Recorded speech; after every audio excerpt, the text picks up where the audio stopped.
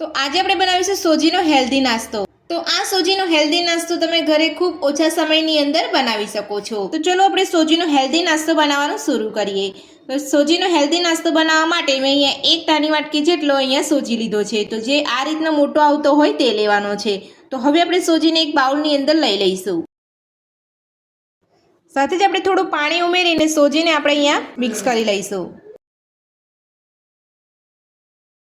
તો આ રીતે તમારે અહીંયા થોડું પાણી ઉમેરીને સોજીને સરસ મિક્સ કરી લેવાનો છે।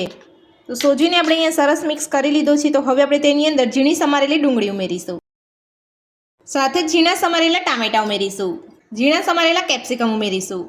તો હવે આપણે તેની અંદર ઝીણા સમારેલા લીલા મરચાં ઉમેરીશું। તો લીલા મરચાંનું પ્રમાણ તમે તમારા ટેસ્ટ પ્રમાણે વધતું કે ઓછું કરી શકો છો। તો જો તમે અહીંયા નાના છોકરાઓ માટે આ નાસ્તો બનાવતા હોય તો મરચાંનું પ્રમાણ તમારે અહીંયા ઓછું રાખવાનું છે। તો હવે આપણે તેની અંદર સ્વાદ પ્રમાણે મીઠું ઉમેરીશું। બધું સરસ મિક્સ કરી લઈશું। તો મેં અહીંયા સોજીને પાણીમાં પલાળ્યો છે। જો તમે અહીંયા દહીંમાં કે છાશમાં પલાળવા માંગતા હોય તો તમે દહીં કે છાશમાં પણ પલાળી શકો છો। તો હવે આપણે બધું સરસ મિક્સ કરી લઈશું। તો મને અહીંયા થોડું પાણી ઓછું લાગી રહ્યું છે એટલે હું થોડું અહીંયા પાણી ઉમેરું છું।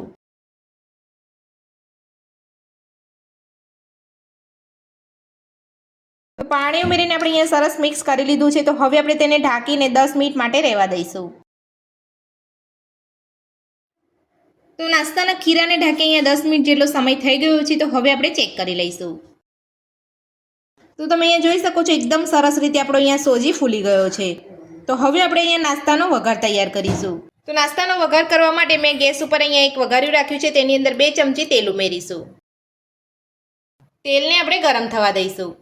તો તેલ આપણું અહીંયા ગરમ થઈ ગયું છે। તો હવે આપણે તેની અંદર નાની અડધી ચમચી જેટલી રાઈ ઉમેરીશું। ગેસની ફ્લેમ બંધ કરી દઈશું। નાની અડધી ચમચી જેટલું જીરું ઉમેરીશું। નાની 1 ચમચી જેટલા સફેદ તલ ઉમેરીશું અને બધો જ વઘાર આપણે ખીરામાં લઈ લઈશું।